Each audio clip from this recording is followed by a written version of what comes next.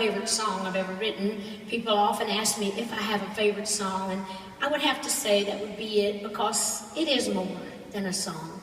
It's an attitude, it's a philosophy, and they actually made the song into a children's book back home and illustrated it, and now they use it a lot in schools in America for the anti-bullying programs, which is really a wonderful thing. So to be able to do anything to help make people feel better about themselves, because I do believe that a lot of people have been made fun of through the years, and a lot of people say that little song had a very healing effect on them, whether it's about your race, your weight, your religion, whatever.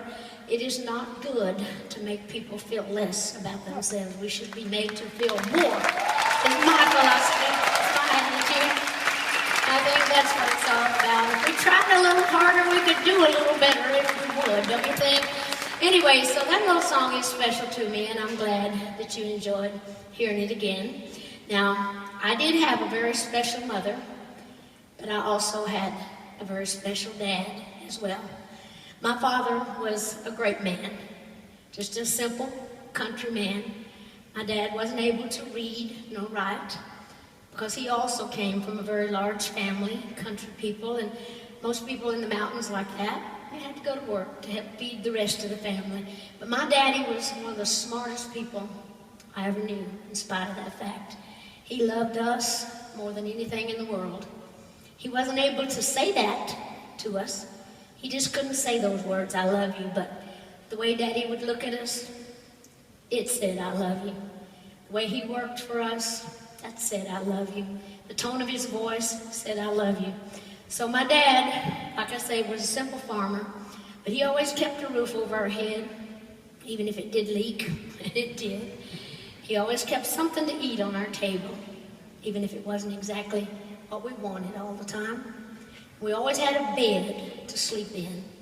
Even if we slept 3 and 4 in the bed, that was okay too. We had a home. But this particular song was written about a time that my dad went up to Detroit, Michigan. A lot of men in the country were going up to some of the big cities to work at the plants and the factories. And so my dad went up with a couple of his brothers and some friends around our area. Thought, well, I'll stay long enough to make enough money to maybe buy a farm, at least get my wife and my kids out of that holler back there. Well, my daddy never had been out of the Smoky Mountains where he was born and raised. Needless to say, he didn't last but a couple of weeks in Detroit, Michigan. He came back to the mountains and said, I'll live and die here in these hills, raise my kids the best way I know how. And he did a fine job, if you ask me. And it reminded me, too, of when I left home. That feeling of homesickness, how you rely on just the strength of family and God to get you through. So that's what inspired this song, and I hope you'll enjoy it. And it goes like this.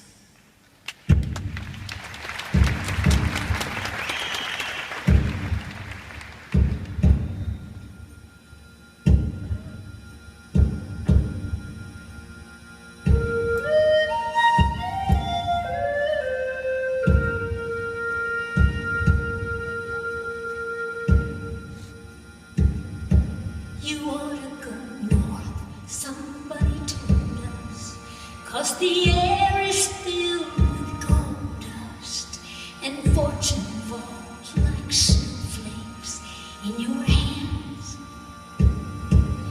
Now, I don't recall who said it, but we'd spent our lives on credit, so we just headed out to find our promised land. Just poor Appalachian farm folk with nothing more than high hopes. So we hitched our station wagon to a star, but our dreams all fell in on us, 'cause there was no land of promise. Lord, it's a struggle just keeping sight of who you are. Oh, and these northern nights are dreary, and my southern heart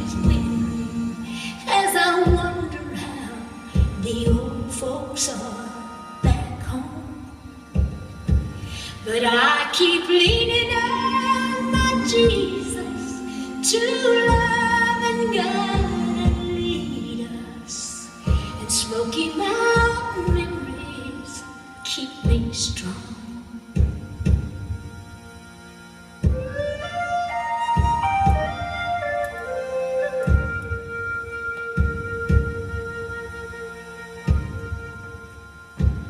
You know, I've been thinking just a whole lot lately about what's been and what awaits me.